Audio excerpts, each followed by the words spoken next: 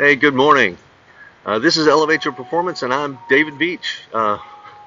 It's World Emoji Day. Woo! I have no idea who gets to designate that, but I hope you have a great day anyway. Today, I want to talk a little bit about philosophy for a couple of minutes. Now, I don't consider myself a philosopher in the usual sense. I leave that for my friend Christina Di Giacomo, who, as the modern philosopher, will just blow your mind by offering a meaningful perspective that I promise you haven't dreamed of. You can get a sense of her gifts through her podcast, Wise Up, and her book, Wise Up at Work. So please go search those, listen, buy, read. You'll love it, I promise.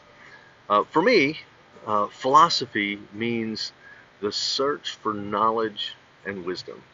It's recognizing that there's always something else to learn about.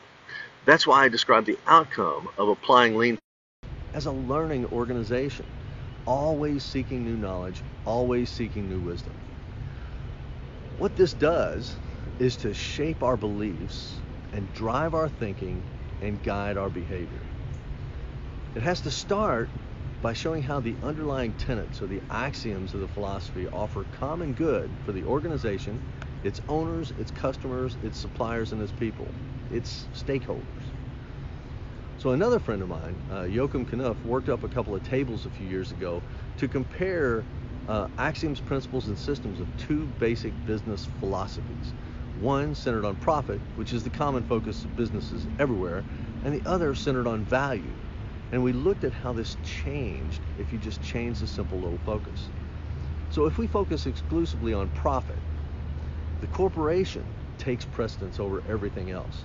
And the most common operating response then is competition, because we assume that's the best way to protect our corporation. But if your organization's axioms, your key strategic unchanging tenets are profit, corporation, and competition, what kind of behaviors are you likely to get throughout your organization? Will these be friendly to people? Will they promote learning? Not usually. And despite how much we say we love competition, within an organization, competition is always destructive, not constructive. So we'll do more on that on another day. So if we shift the focus instead to value, the key tenets shift as well. And instead of competition, we need relationships that are going to help us truly understand what our customers need and how we can provide it best. Instead of the corporation being focused, people now become the focus. So each of these philosophies will hold certain key principles that flow from those axioms and further guide our thinking. And then each of those has systems that then guide our actual behavior. As we go through these daily posts, I'll call out these principles and these systems in a little bit more detail. Just remember, our philosophy should answer these questions. One, why are we doing this? And the other is, why are we doing it this way? So if you're not happy with your answers, maybe you need a philosophical gut check. Everything can change, but it really doesn't start. If it doesn't start at the philosophy, the change just won't be taken seriously, and it won't last.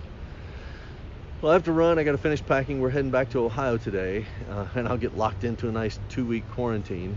Keep wearing your masks anytime other people are around, and keep your distance. Please stay safe, stay healthy. Let's get through this together so we can return better than we ever were before. Have a great day, and I'll see you tomorrow.